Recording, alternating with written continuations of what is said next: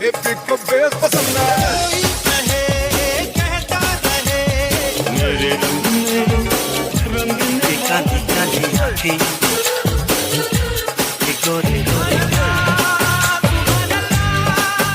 this is Asim. This is Sujoy. This is Amrita. And you're listening to Khandaan, a Bollywood podcast about the three main Khans of the Hindi film industry. Amir, Salman, and Shara.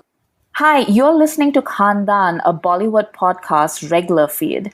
Thank you so much for your support over the years. We now have a Patreon channel with bonus content and exclusive merch for those of you who would like to support us. Every dollar goes towards creating more and better content. Visit us at patreon.com/KhandaanPodcast.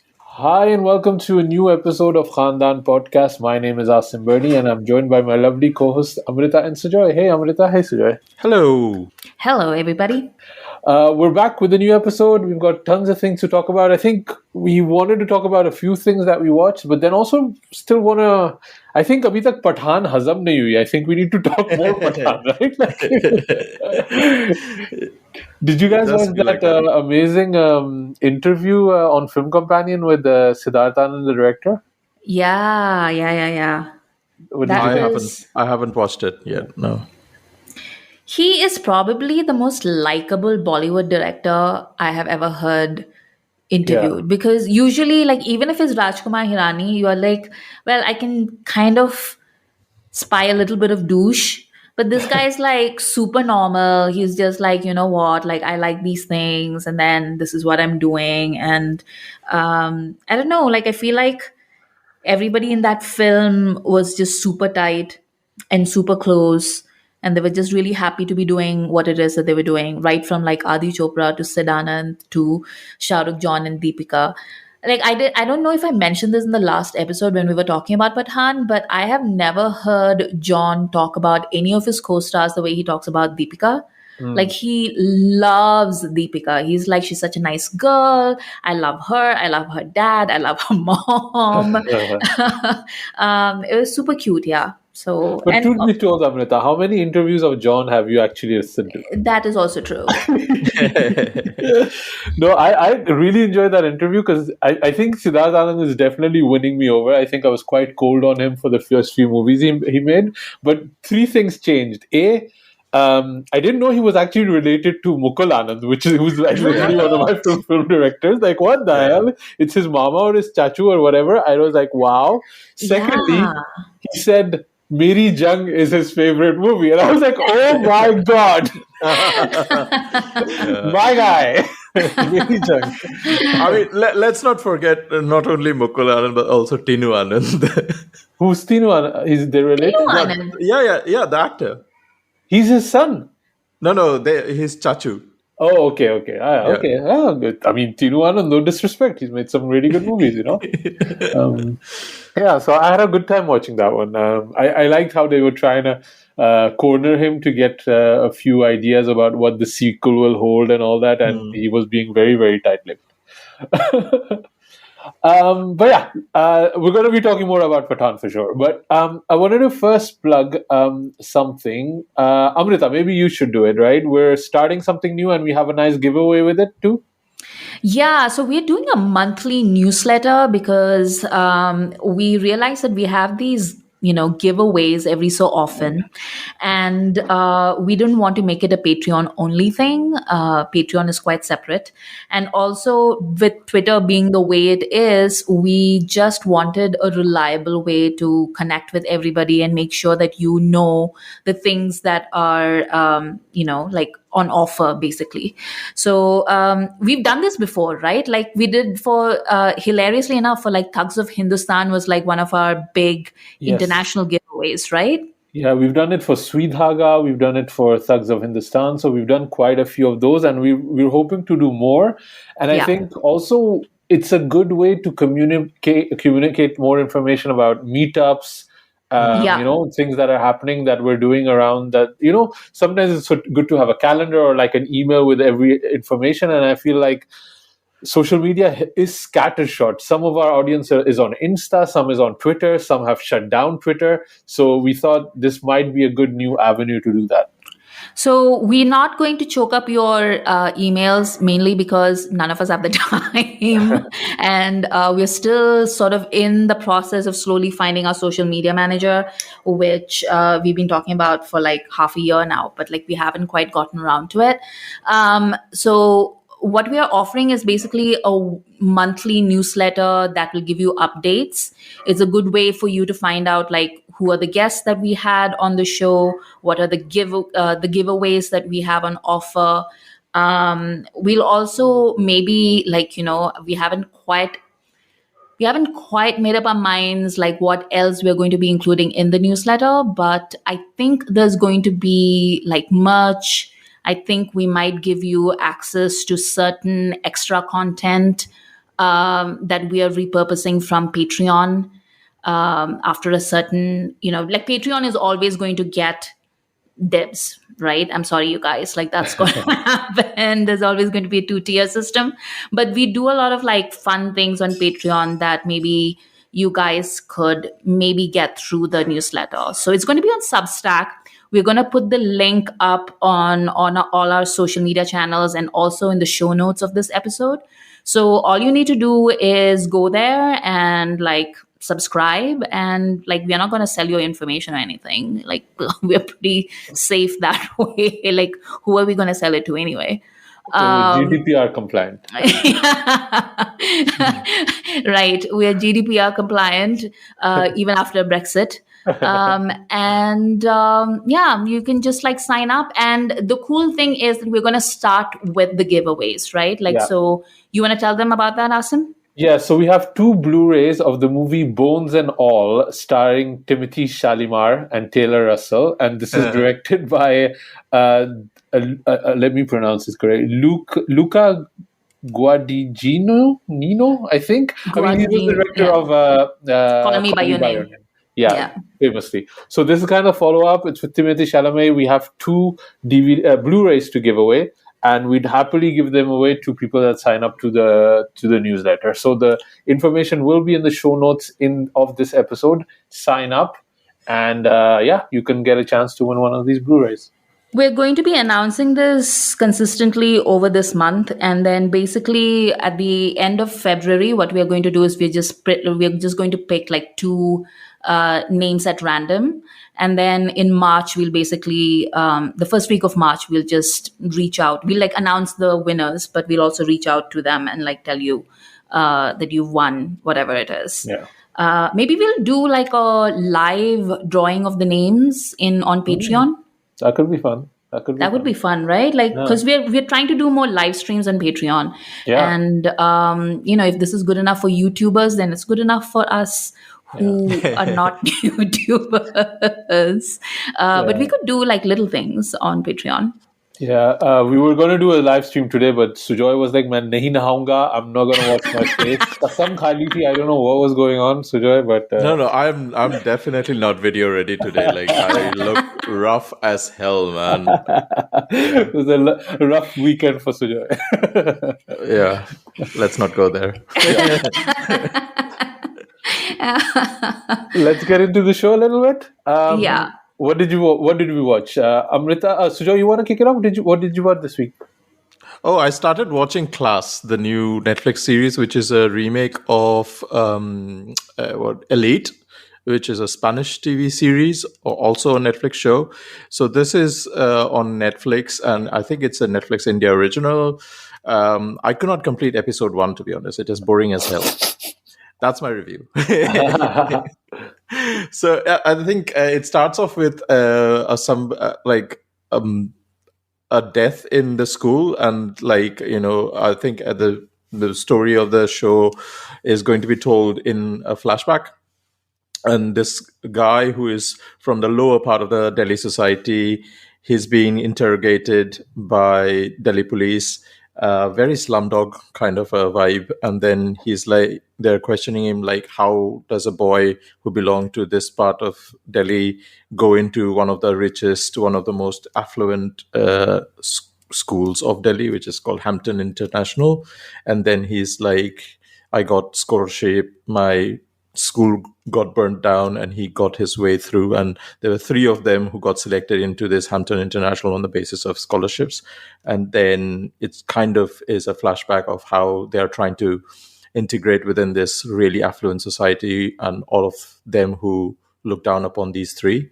And then I don't know what else happens, but it was very much like, oh, okay, these 15-year-olds doing sex, drugs, and rock and roll. Just boring as hell. So I just kind of switched out after that. So Sujoy, did he get a scholarship because he's a Kukkad Kamalda?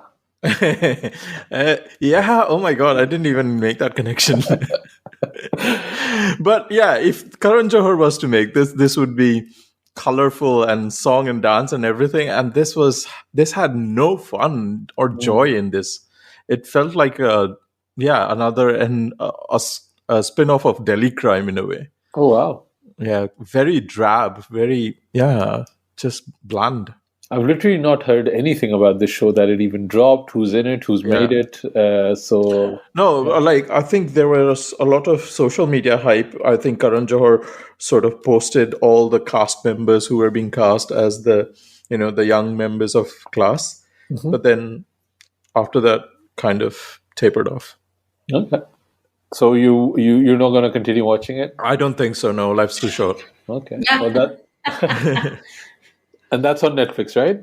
It is on Netflix. Yeah. So I mean, if people do enjoy it or finish it, let us know on newpodcasting@gmail.com that Sujoy is wrong. Put that in subject line. Sujoy is wrong. I would be like, be more specific, because I'm wrong about a lot of things.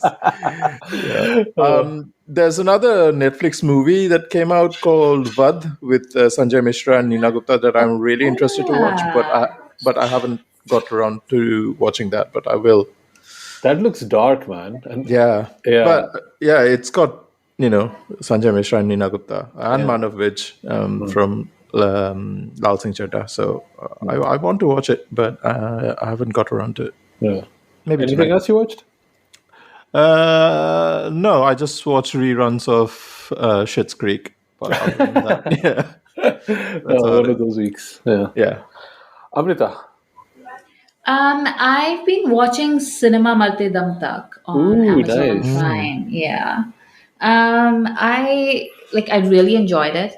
Also, I really loved that they gave Kanti Shah the superstar treatment. Like, he doesn't show up until like episode 3, and everybody just keeps name dropping him until then. They're just like, well, Kishan Shah is all right, but he's not Kanti Shah. Like, Kanti Shah is like on a whole other level. So it's really funny, and then Kanti Shah shows that he gets a proper superstar ki entry, he emerges from the shadows, and then he sits down in this giant armchair, and he's all just like, I'm a bad man. But it was surprisingly frank. Like, I haven't watched the entire series yet. I'm only halfway through, but it was surprisingly frank in that, Kanti Shah talks about the most famous story about him and Dharmendra, which is that, he got Dharmendra to film these scenes where he was exercising. And then he somehow edited in this woman underneath Dharmendra, and then released it in Punjab, which is like Dharmendra's like home state. Like, everybody is like, Dharmendra's are like Punjab ki shaan. And then they just saw, and I think he was like, this is before he became the MP from Gurdaspur or whatever, but that's who Dharmendra is in Punjab. And then people from Punjab called up Dharmendra and like, what the heck are you doing? Doing soft core. And Dharmendra apparently beat up Kanti Shah. And Kanti Shah is just like, I didn't do it, but if I did it, I totally had to.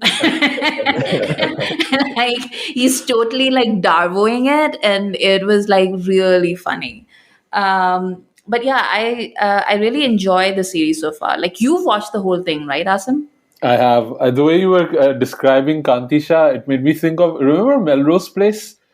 When you had and Heather Locklear, and featuring Heather Locklear, and she came in later, and she was the manager. That's like Kantisha is the Heather Locklear of this. Might be such an old reference. People do not know what I'm talking about. Our listenership is way too young for Melrose Place, I think, unfortunately.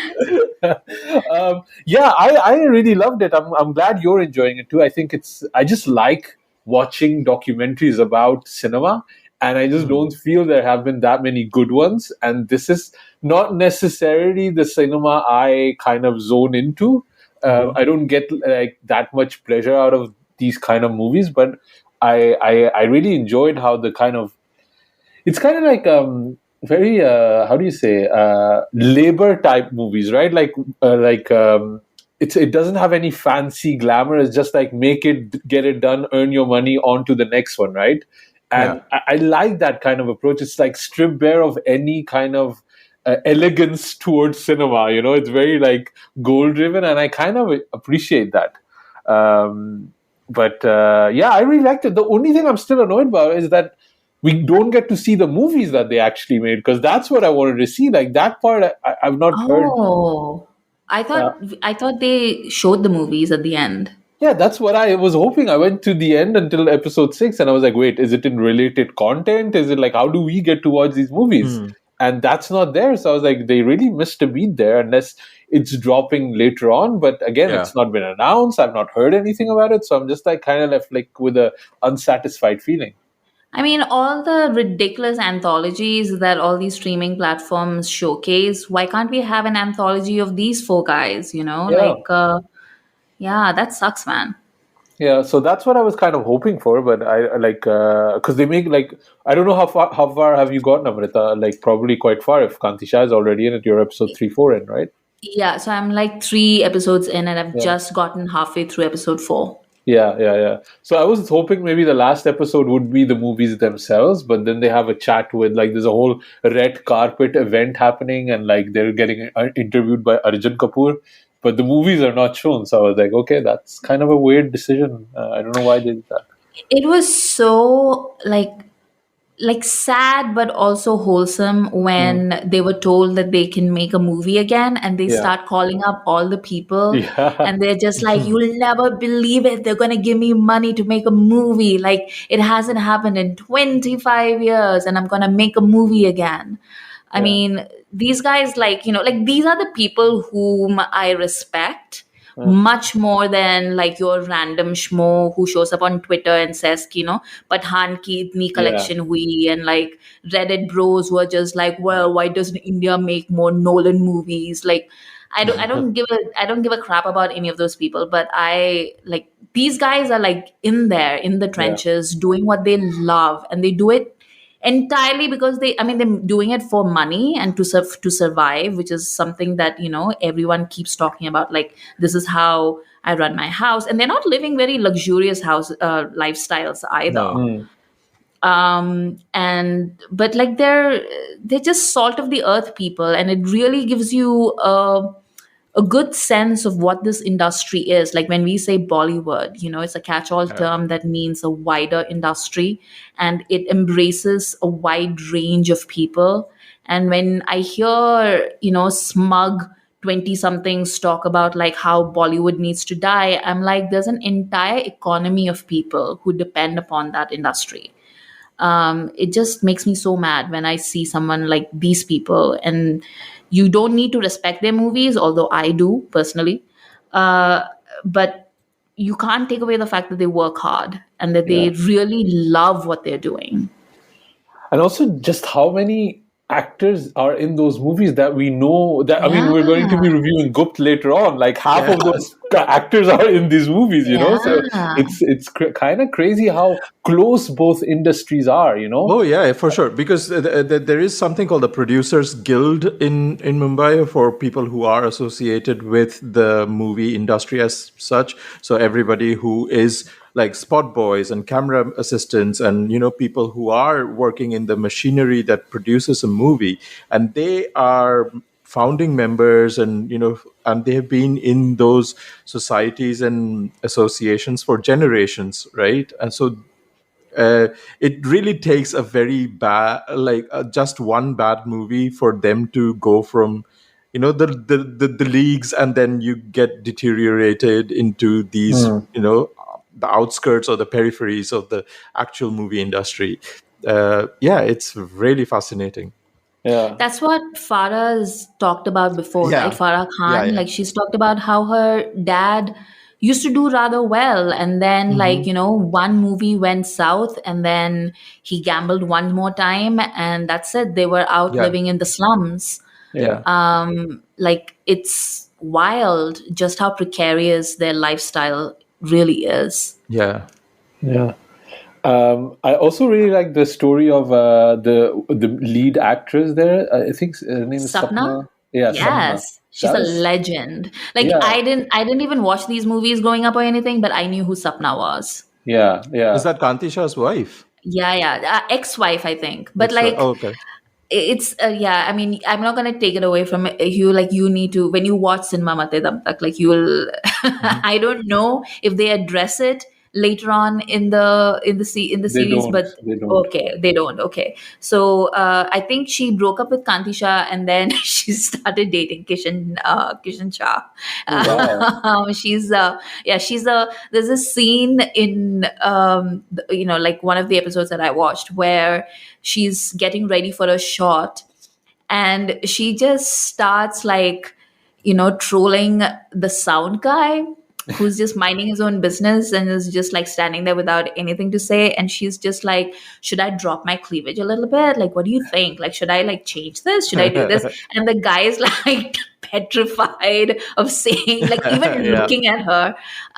But it's just, you get such, that's why I like this series so much. You get a really good sense of who these people are, and they're all so Bombay Sujoy. I know Asim liked the series, but I feel like if you've been to Bombay and you've interacted with proper Mumbaikars in Bombay, you really understand who these hustlers are, because that's who they are. They're hustlers.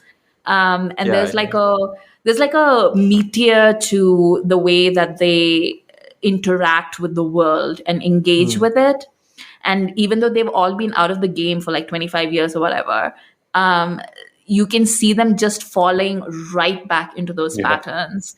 And it's amazing. I enjoyed it so much. Yeah, it's also kind of the world of Kamyab. You remember that movie? Yeah, it's kind of strugglers getting a new chance, and I'm glad you watched it, because I feel a lot of times when something drops on streaming, there's a bit of a noise for the first few weeks and then it dies down.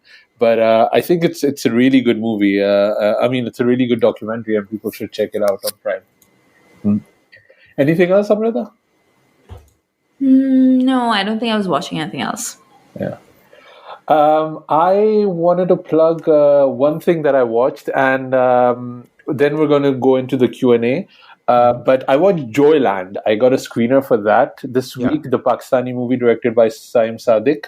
And I also interviewed Saim Sadiq, which I'll be adding after this episode, I think, if the editing is done. And if you want a video version of that interview, head over to our Patreon. You can become a subscriber for $1 and get access to the video content. But the movie itself was amazing. Everybody that listens to Khandaan has this idea Asim only wants to watch explosions and, item numbers and stuff like that. Although this movie does have an item number, but this is not the movie necessarily people would think that I would love, but I absolutely love this movie. It has all of the feelings that it takes your breath away, because it paints family dynamics in such minutia that you are in there straight away. And it's man, everybody's just constantly in your space. You cannot have a conversation. You cannot have a moment without somebody just barging in and, that kind of feeling. And I think what's also interesting, the way the movie has been portrayed, it's it seems to be a romance between a cisgender male and a transgender person, right? But that's not what the movie is actually. They do a little switcheroo on you. And the way Saim said it, he said it's basically a family drama, as you watch on TV, Pakistani content is about family dramas, about, a son that's not in line, one son that wants, the patriarchy and kind of the effects of it, all of these things that you see in family dramas, but there's like a slight edge, a slight elevation, a slight difference to it. So I absolutely love this movie. It is, I wouldn't say like necessarily it's a family movie, but I think everybody in the family should watch the movie. And I also don't think it's as it's nothing offensive. I mean, I might be a bit more liberal than most people, but there's nothing offensive in it that will, corrupt your morals. It shows all of the people with a lot of tenderness.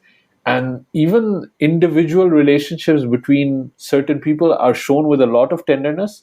And I think this kind of shows what our society and our culture is like. When we're speaking one-on-one, it's actually quite nice and loving. But when the society dynamics, or especially when men come into the conversation, then it becomes very dangerous and very toxic. And I think the movie does that really, really well. And it's also just beautiful. Like one of those movies where every shot is a painting. It's kind of that movie. So I absolutely loved it. It's coming out the 24th in Feb in the UK, and it's also got now an India release, so people in India can watch it from March the 10th, and I know that the US will be coming soon. So if you want something that in that kind of genre, I strongly recommend Joyland, and I'll be adding the interview with Saim at the end of this episode.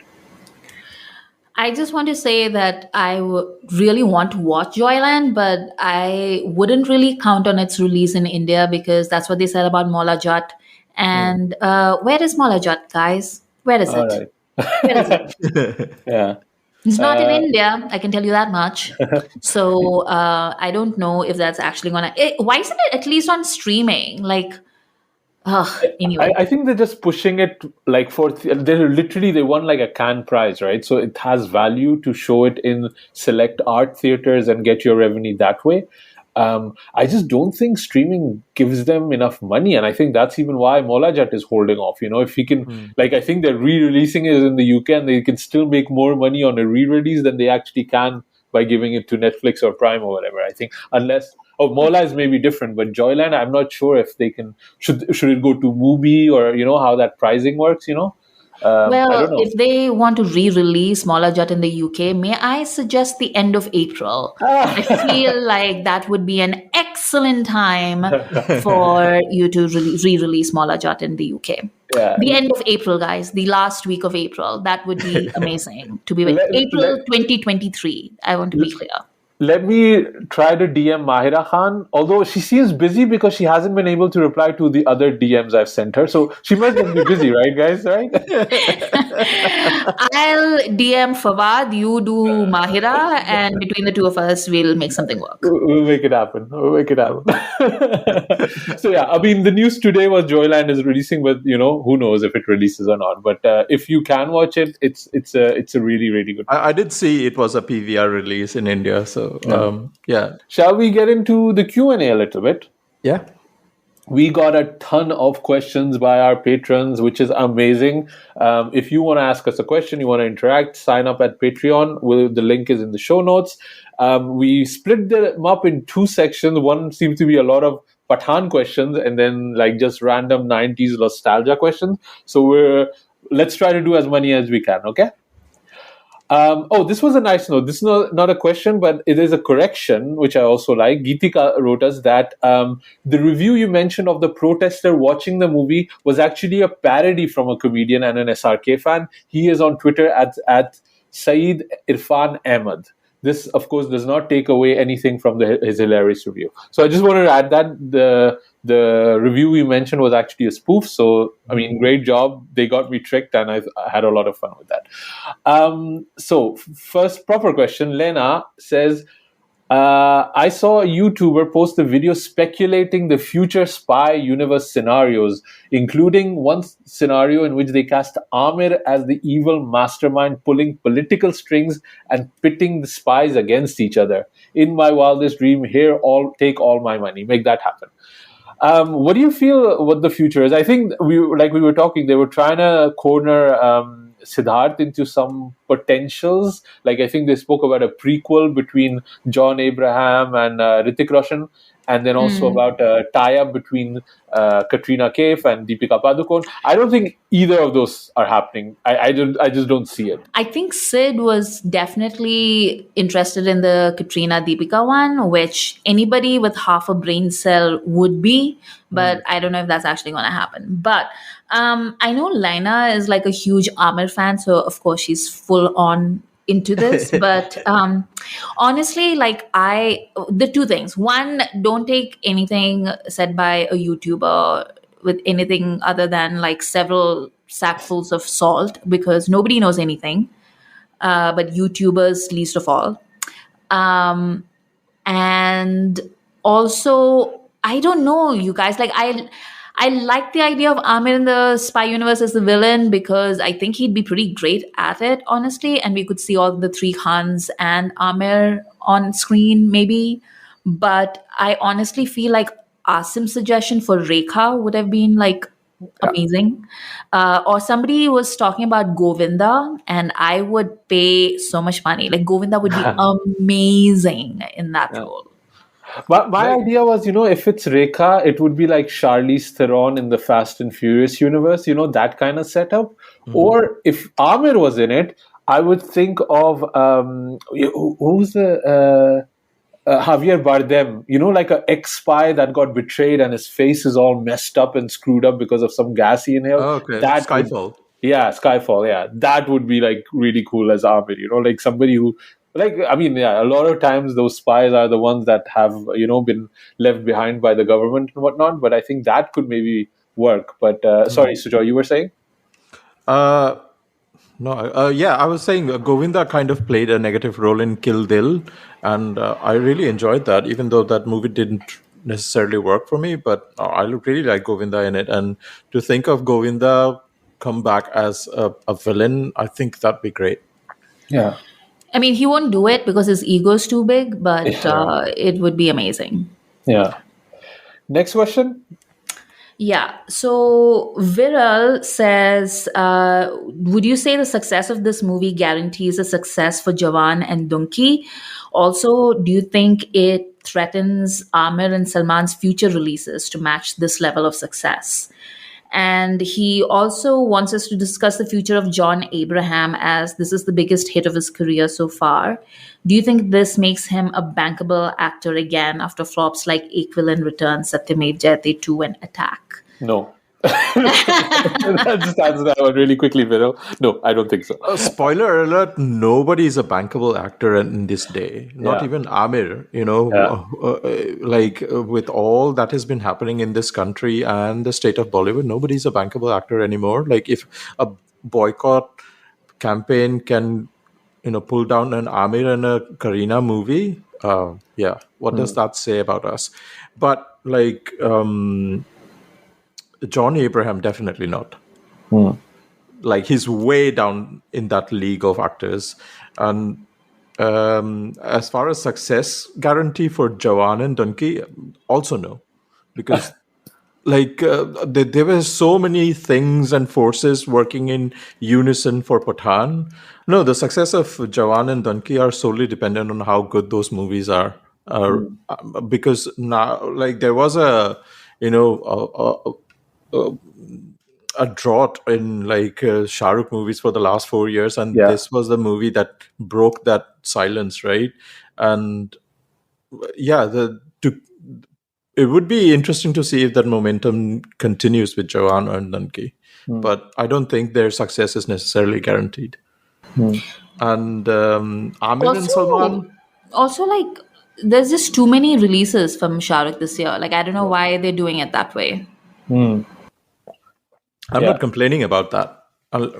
As long as these are good movies. Yeah, my fear is Jawan more than anything. Like, I think it's the one that I worry about, and I do think Dunki should be postponed. They should release it next year. Yeah. I think Pathaan required a lot of thinking, a lot of analysis and strategy that people around Shah Rukh did it for him. I mean, Shah Rukh obviously, but Shah Rukh seems to work on emotion too, right? So I think even Dunki will have that. It'll be in that Raj Kumar Hirani universe, so he understands what he's doing. Jawan, I just don't know. I just worry that just might not be Shah Rukh's zone. That might be not like, a project that works. But I also have not seen any Atlee movies, so that's it is definitely a wild card at this moment. I actually have the reverse feeling. I feel like Jawan's going to be like really good, and because one thing that Atlee understands is stardom. So I feel like he's definitely going to play that up. Like, it's not going to be, like a thoughtful actioner or any of those things. Like, it's not going to make political statements or things like that. He's not Paranjit, but he is pretty good at giving the fans the service they want. So I'm not that worried about Jawan, but I do think Dunki needs to be, postponed to. And also, like, Dunki is just like a weird star cast. Like, why is Taapsee Pannu in it? Like, nobody was asking for Taapsee Pannu with Shah Rukh, Like, I don't know. Maybe I'm wrong. Yeah. Moving on. You want to do the next one, Sujoy? Yeah. So Bolly Lister writes, can you please discuss about how amazing Deepika looked in Pathaan, or is it too shallow? I mean, that was the whole intention of the production team, guys. Like, they put in the money and the production and the makeup and the costumes and the cinematography and the choreography, everything to make Deepika look hot, and they succeeded. I bought the ticket for Besharam Rang, I mean, also for Shah Rukh, we're not going to lie, but I mean, how hot was Deepika? And we are shallow. But is it hard to make Deepika look hot, though? Like, who has not been able to do that? Like, except her stylist. Like her stylist in real life. But, I mean, she looked amazing. That gold bikini should be, like, imprinted. And then also, they should frame that orange wrap that she dropped. I see a lot of people complaining about the ice skating sequence, and I thought that was amazing. I thought that sequence was awesome. Like, I don't know. I thought she just flies out of nowhere onto the ice, and I was just like, yeah, go get it. Yeah. I had no issues about this ice skating sequence whatsoever. I thought it was totally amazing, and she looked great. And even cornrows, she didn't even get cancelled for that. Like, she pulled it off what Kim Kardashian couldn't. Like, nobody's talking about her getting cancelled for that. So yeah, I especially liked her in the smoky makeup in trying to get the imprints of the Russian uncle with her gold legs. Yeah, that was amazing. She looked amazing. Yeah. Everything was amazing. Oh, can we, before we head any further, can we talk about like that one part that I think Sujoy was about to say something and then I just completely rudely walked all over it. But do you think Pathaan's success is going to affect Salman and Amir? It's funny, like, the thing that I'm realizing, like, these guys, like these 5-6 names we have, they are such established names, like nothing can really affect them, I think. Like, at the moment, it seems to be Shah Rukh and Ajay are on the rise, and Salman, Amir, and Akshay are a little bit down. Like, Salman, I would say, is unsure, but I think definitely Akshay and Amir are bottom barrel. And 2 years ago, that was a completely different story, right? Like, and it's just like these guys come and go, but I don't know, like, I think if they can find a groove, and I think there's a few questions about Amir a bit later on too. I just don't think they're going away. I think, like, this idea of beating the box office collections, that's just like a Twitter game we play or a Reddit game we play, but does it actually matter? I don't actually know, man.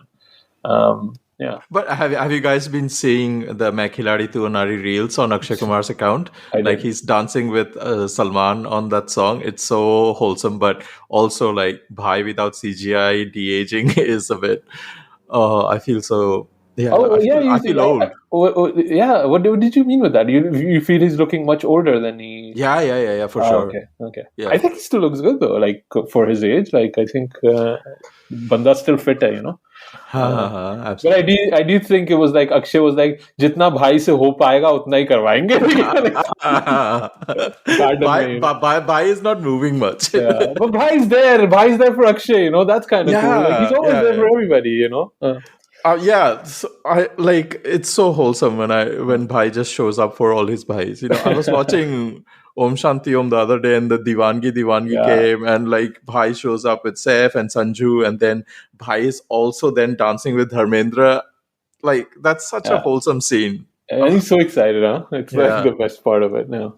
Okay, next one. Yep. Should I read it? Yeah, sure. So SK writes, I've been thinking ever since Pathaan became such a blockbuster, does Shah Rukh have to keep doing films of similar scope and scale going forward? His next two releases are in this category. It seems audience will not give a chance to mid-sized films when it comes to him. I'm someone who has watched and will watch him try anything and everything. And I remember Amrita saying she would like him to do a mature romance. And before Asim protests, it doesn't have to be boring. Of course, assuming he is inclined to do such projects, which maybe he is not. Thoughts? Amrita, since you were name checked, what do you think? I don't think he'll be doing anything that I particularly want to watch. Like, you know, like well, everyone knows what I want. I want, like you said, like I want a mature romance with like maybe Tabu, yeah, or I'll even take Vidya, or you know, if you want to really make me happy, then Juhi or Madhuri. I was going to say bring Juhi back. Yeah, that would be amazing. But I don't think he's going to do any of that for a long time now because his audience is the literal worst. And they punish him every time he tries to do something different. So he's probably going to make like something that's very crowd pleasing for a while at least. Yeah, that's Can how I also add, like, I just don't, like, I think this is funnily enough something that Siddharth Anand mentioned in that interview, that he just doesn't have any idea for rom-coms or romantic comedies. And I could, like, really feel it, like, what do you write about? Where is the confusion, right? Or where is the problem between people being together? And it's easy, like, either you have, like, the Imtiaz Ali kind of setup that also not working with or without Shah Rukh. It's not worked at all in the last few things. And otherwise, you have maybe something like, you know, like the Rajkumar Rao, Ayushmann Khurrana, Bhumi Pednikar type of movies, which I just don't think Shah Rukh would really work in that world, right? No. So I just don't know what you can, like, I think he's tried. I think with Jab Harry Met Sejal was that trying to do that. Even Dilwale was trying to do that, like in a more commercial space. But I just don't think we have the writers that have, you know, something to say about love at the moment, unfortunately. Sudha, any thoughts?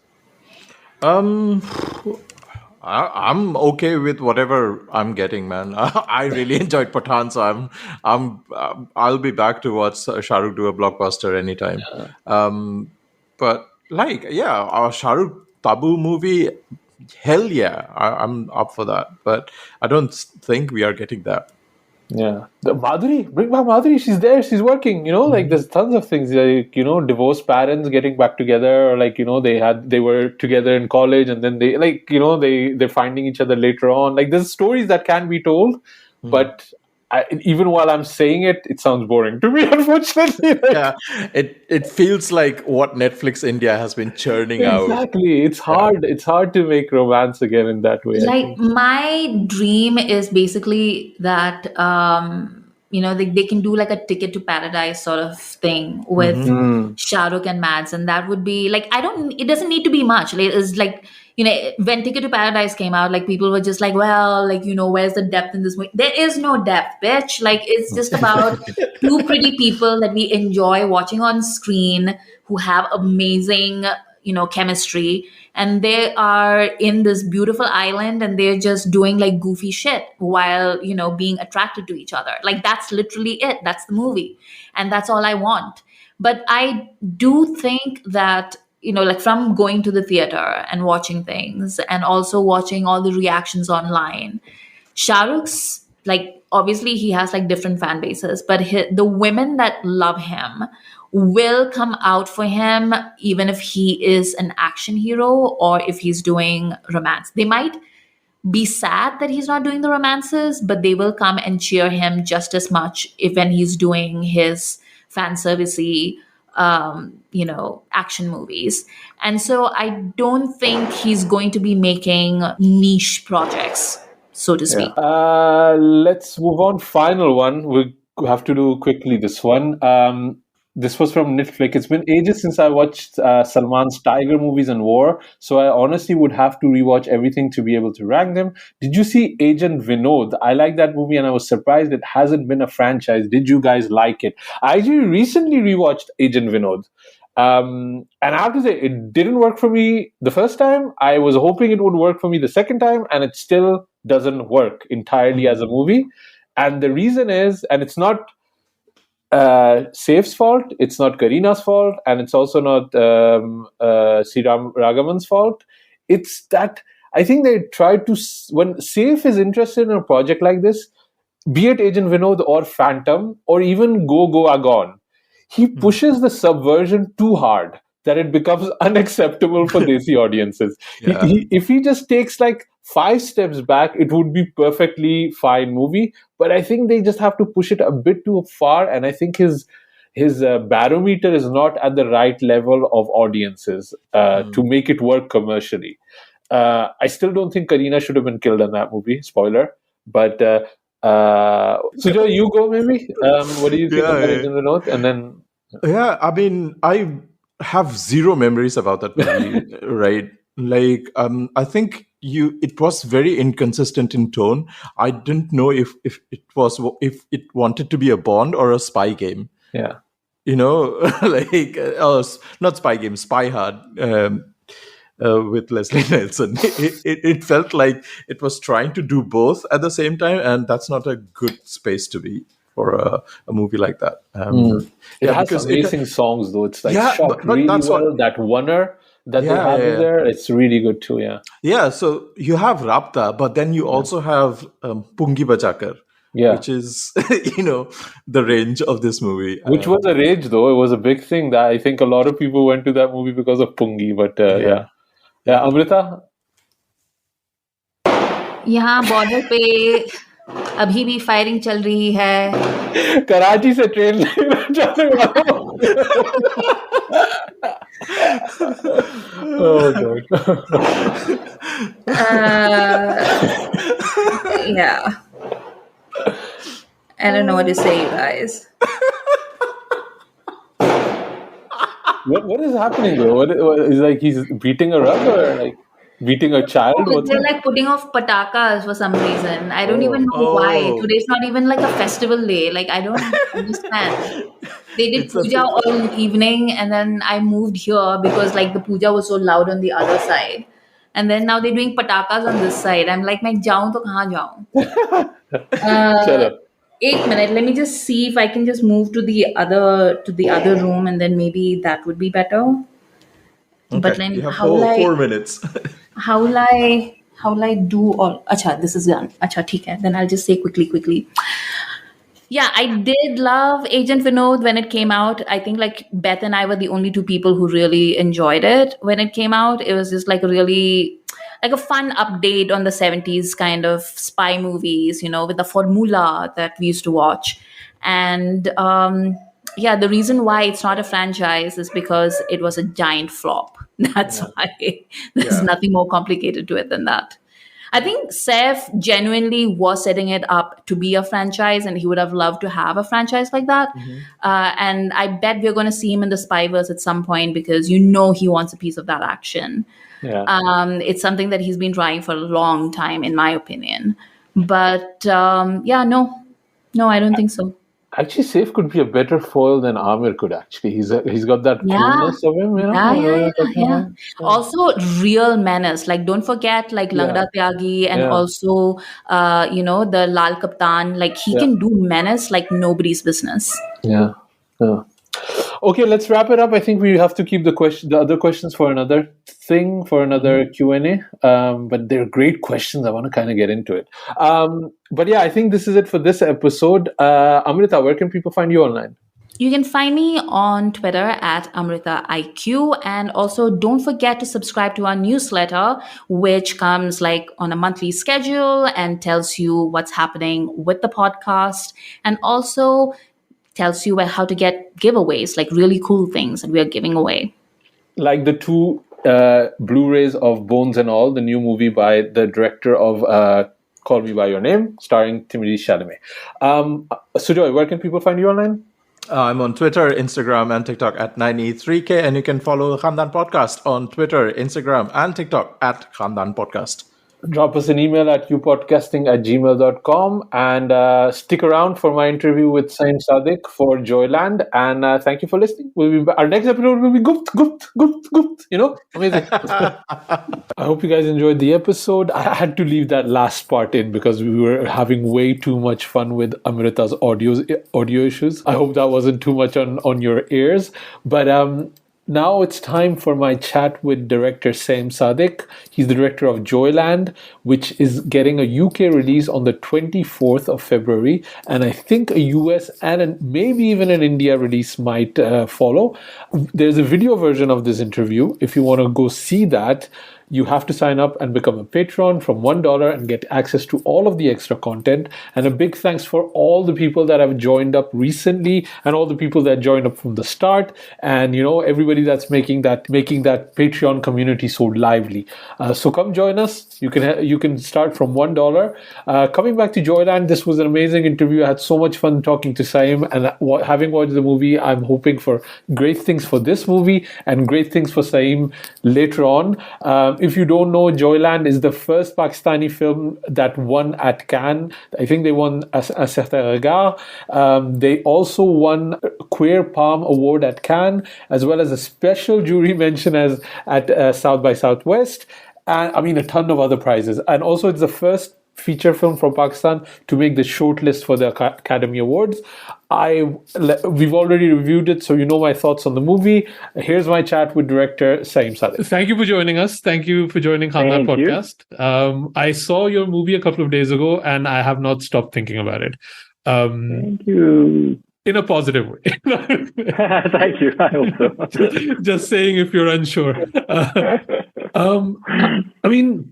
Like I just mentioned, I'm from a Pakistani background, but I've not lived in Pakistan. I come visit every 2-3 years, like a proper burger.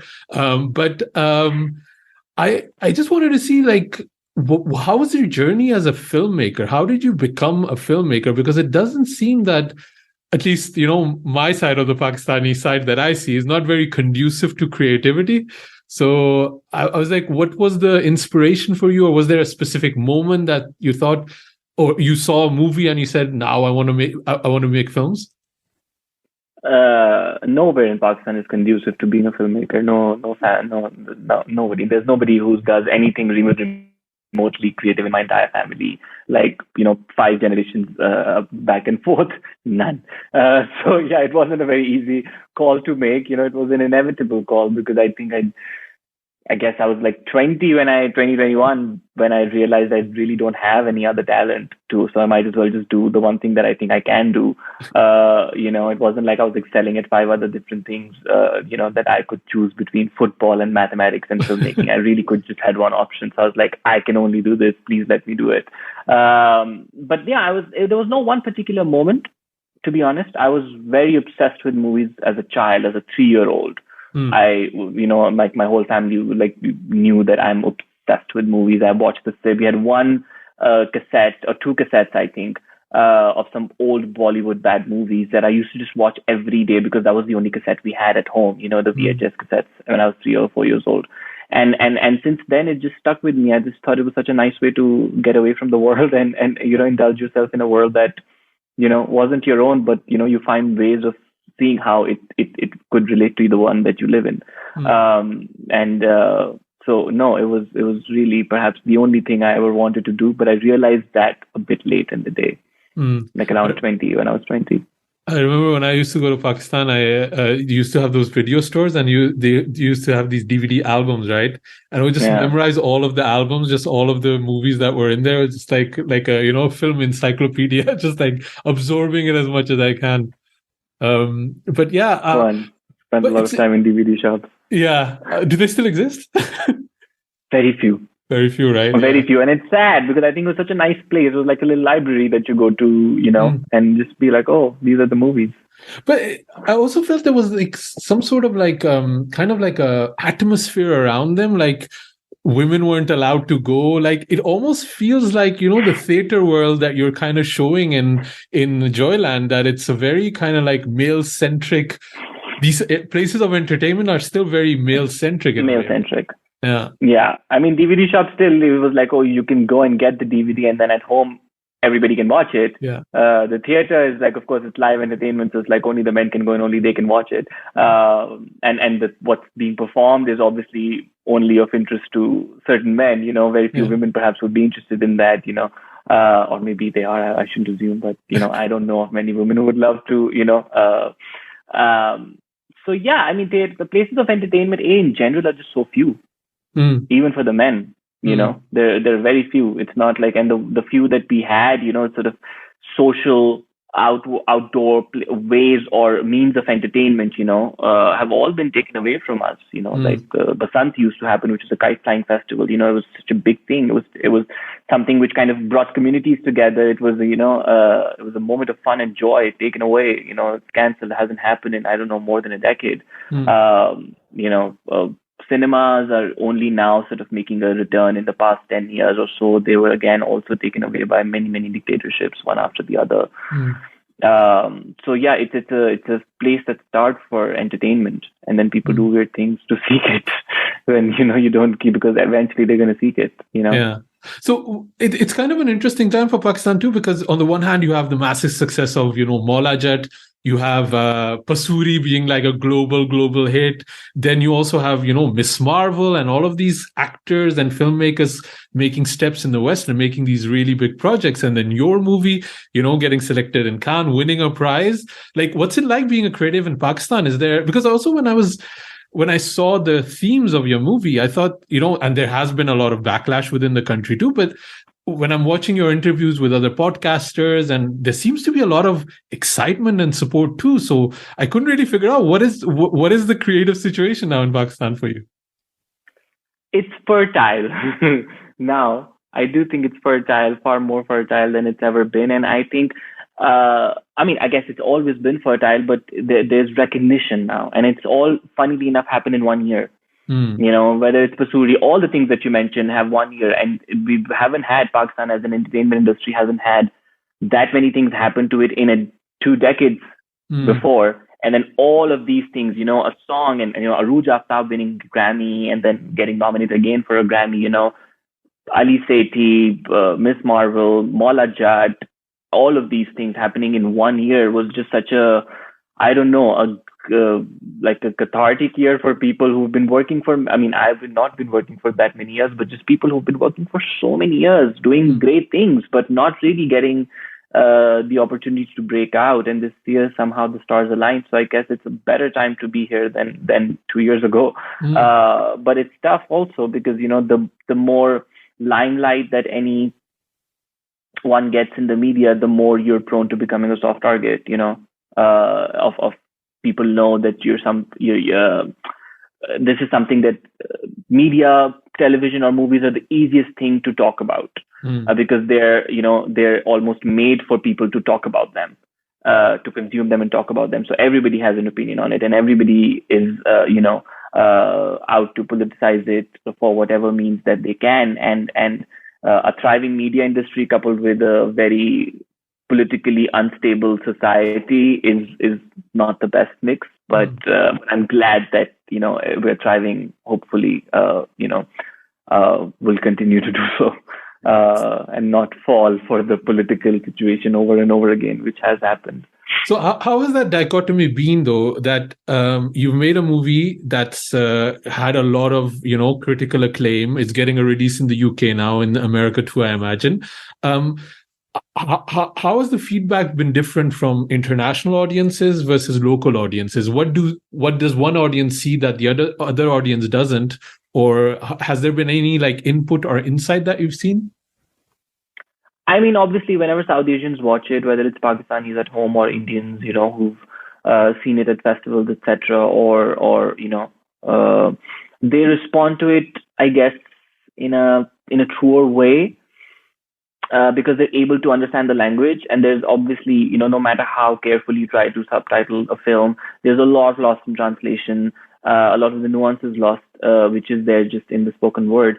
And they respond to that, and then they're not fascinated by the film in the same way. They're, so they really have to just be moved by the story or not. They're not fascinated by, then what a nice gully, or, what nice clothes, because these are the clothes that they know they wear and their aunties wear and their uncles wear all the time. So they're not fascinated by the superficials. They really just get into it for the story and whether it grips them or not, and whether it feels truthful or not. And so they really are able to notice the smaller things, which I guess an international audience or a not South Asian origin audience is able to notice, but on a second viewing perhaps, but they get it on the first viewing, like a lot of women who see the film, come back and be like, oh, this film is really about Mumtaz. And I'm like, yeah, it is, and I'm like, thank you. There's a lot more surety when they watch the film. They know what this film was about, whereas an international audience is kind of sometimes a bit like confused and moved, but confused as to, like, oh, was this a trick? Like we thought it's a movie about a trans girl, but it turned out to be about this other thing. So, what happened? And I'm like, yeah, it's about all of them, but it really was, you were too fascinated by the rough story of between a trans girl and a man to notice that the film was actually also very much so about a woman who was suffering this whole time. When I was watching the movie, I tend to not take notes, but I knew I was speaking with you, so I was just taking notes of some of the themes. Mm-hmm. And the list became so long that, you had misogyny, oppression, tragedy, but joy, sexual assault, you hit all of them. And I just find it interesting because we as a society, we don't talk, especially about any taboo topics. We don't have that discussion, right? Really, unless you're with friends or something like that. But you put so much of that in your movie. So was that a way for you to kind of excise your demons or your thoughts, or like you just wanted to put it all on paper? Because initially it was kind of based on a short story that you then evolved, right? No, it was the other way around. I had written the script of JOYLAND, and then I made a short film just to sort of explore the world of the theater, primarily through that short film. But to answer your question, I never thought of it as trying to talk about these issues when I was writing the film. My intention was not to talk about these issues necessarily, because I was really just following the characters. And if there's a trans girl, obviously in Pakistan, she's going to face a certain amount of transphobia in a scene or two, otherwise it would not be a very authentic portrayal of her experience. But the film is not about transphobia, but the film can be on a larger scheme about one thing, which is patriarchy, and another thing, which is desire and the clash between these two, but also find smaller pockets to talk about other smaller things, which are inevitably all come under the umbrella of patriarchy. You wouldn't have sexism if there was no patriarchy. Sexism is completely a product of patriarchy. Transphobia is a product of patriarchy. Homophobia is a product of patriarchy. Our ideas of masculinity and how outdated and toxic they are also only a product of patriarchy. So for me, it was just like, there's an ensemble of people and they're all stuck in a patriarchal world, and we're following them. And of course, with their all individual subjective experiences, you'll find different ways in which patriarchy affects all of them. It wasn't that I was trying to talk about multiple issues. It was just that these characters were sort of, going through experiences which had to include, for an authentic portrayal, certain instances of transphobia or masculinities and sexism, etc. But I also love that whenever there were individual relationships or conversations, those were actually filled with a lot of love and gentleness. But when the larger world, or especially when men came into the conversation, it turned very, very toxic very, very quickly. And it just made me think, that a lot of times, like patriarchy, also men are victims of that. So, and I thought that was such a good way that you showed that even with his friends people that have he's had a meal with, that he's laughed with, that gave him a job, the moment it flips on you. And it was, I mean, maybe you can talk to that a little bit. Like, what was it about? Is it just, are men the problem? Like, in a way, like, can we just not act correct? I mean, men are the problem. Let's be honest. They are in a big way. They are. But I mean, I don't think it helps. I can say that in a podcast. It's an easy thing to say. It is a truthful thing to say as well. But it's an easy thing to say. But I think a film should aspire for something a bit higher than the easier thing to say, which is to why are they the problem, and are they really the problem, or is it a system?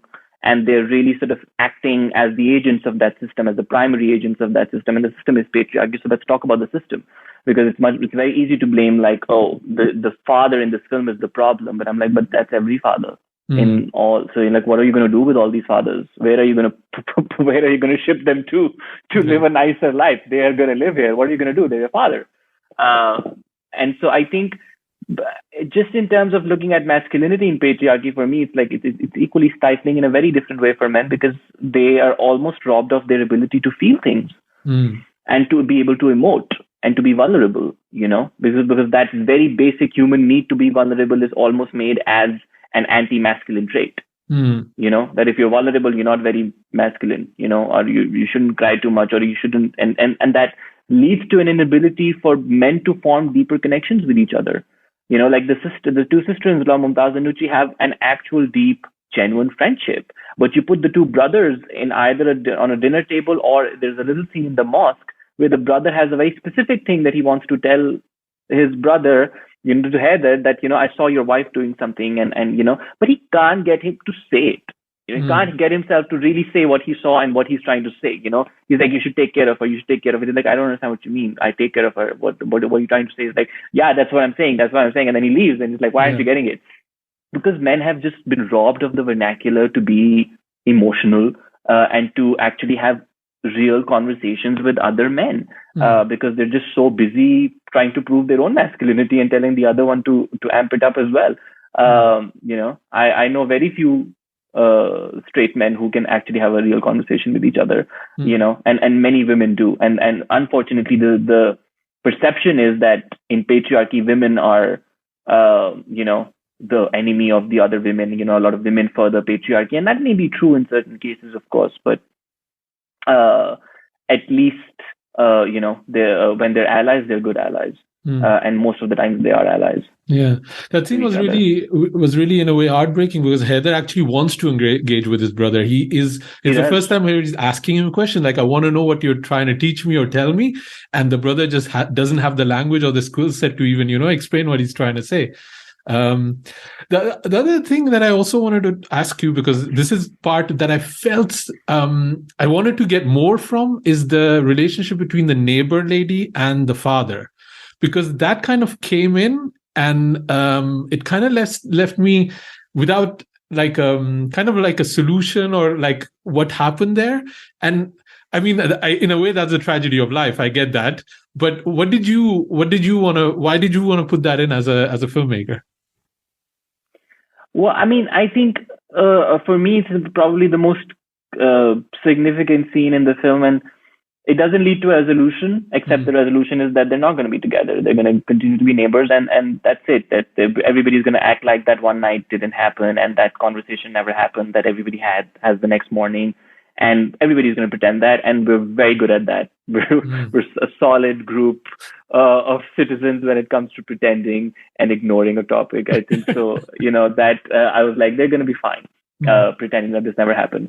But for me, the reason of putting it in was because I think the scene where the morning after scene where everybody's sort of done something and they all are sort of, being a bit hesitant about what's this conversation about. And then you find out, it's really about this other lady. It's not about any of the family members. It's about this other lady who's really not even a big part of the film. And how the strange lady sort of speaks up and kind of says something finds the courage to say something that may be very specific to her experience about her age, but what she's really saying is resonating with everybody in the room. And yet nobody in the room has the courage. I didn't want anybody from the family to have that outwardly courage in that moment in the film to really voice, like, wait, we're doing something that makes no sense. We're doing something because it's a bit uncomfortable, but, it's fine. We can be a bit uncomfortable, and allow people to just experience some level of joy and togetherness and happiness. And if it's a bit uncomfortable for you because I'm your mother, so what? And for also because a lot of the times we think that a lot of our constructs about gender and sexuality are based on religion when it's not the truth. And I wanted a certain very particular case of like, this is a widowed woman and this is a widowed man. They are very allowed religiously to be together. Actually, it's promote, they're being the religion says that you should do that. But because socially speaking, because of their age, it makes you uncomfortable that even these people, old people have desire, old people can be, want love and togetherness, and they want to what do they want to do? They have sexual desires. Do they want to cuddle? What do they want to do? And all of these questions about, we don't want to look at our parents as sexual beings ever, or as beings of desire, even though if they didn't have it, we wouldn't be here. So that for me, I think was just such a moment that kind of pointed out what the film was really about. It was a film about desire, and it was a film about feeling invisible for anybody who chooses to, to explore that desire for themselves, and yet they're all the same. Everybody in that room is the same as that old lady. They're all trying to maneuver the same two things.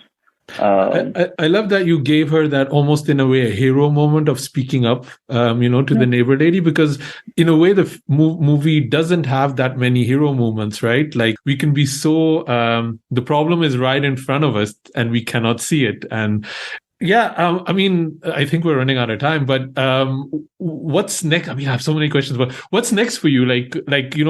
You've got Cannes, it's going for an international release. Like, what's next? What are you kind of thinking? Where's your mind at?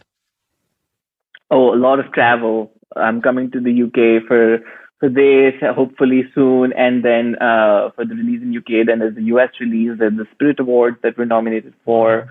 It's releasing in Spain, in India, and a bunch of other countries. So we're just, I think, until May, just doing that. What we've been doing for the past 9 months, just going here and there and just ensuring the film gets as big of an audience as possible. And I'm just thinking about new ideas, but I haven't started working on anything specifically yet. Any one particular project. No. What do you want to say to UK Asians that are going to go watch this movie when it comes out in the UK? Because I feel, having kind of that thing where we grew up outside of Pakistan, our parents gave us morals that are 40, 30 years old, and they've never evolved. Where in Pakistan, there's been a constant evolution, at least through new ideas. So we have like morals from the 70s or the 80s, depending on when our parents came over. So what do you want to kind of tell them? I think on some level, you'll probably find, a lot to relate to, far more than you perhaps will find in any other Pakistani film that you've seen, as far as relatability and, being like, oh yeah, that's something that feels familiar. So I think, and everybody kind of enjoys seeing a bit of themselves reflected on the big screen. There's just a certain level of stigma that I think South Asian audiences stay away from when a film seems a bit artsy or serious. And I think this film is entertaining, engaging enough at the same time that, you can really, it will make you uncomfortable. I wouldn't lie, but I think it is a pretty good time at the movies. I've seen the film with a very big audience many, many times in many different cities, and it's always an audience that laughs together a lot, that, enjoys together. Sometimes they start clapping in the big song that happens.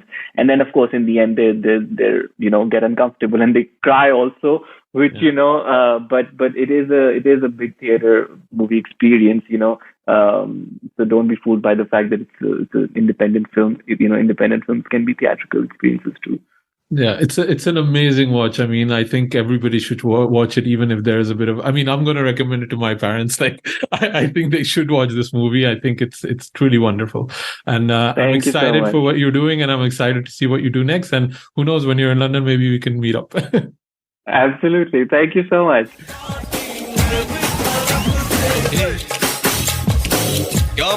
Khandaan podcast for the epic. Girl, you're my chum,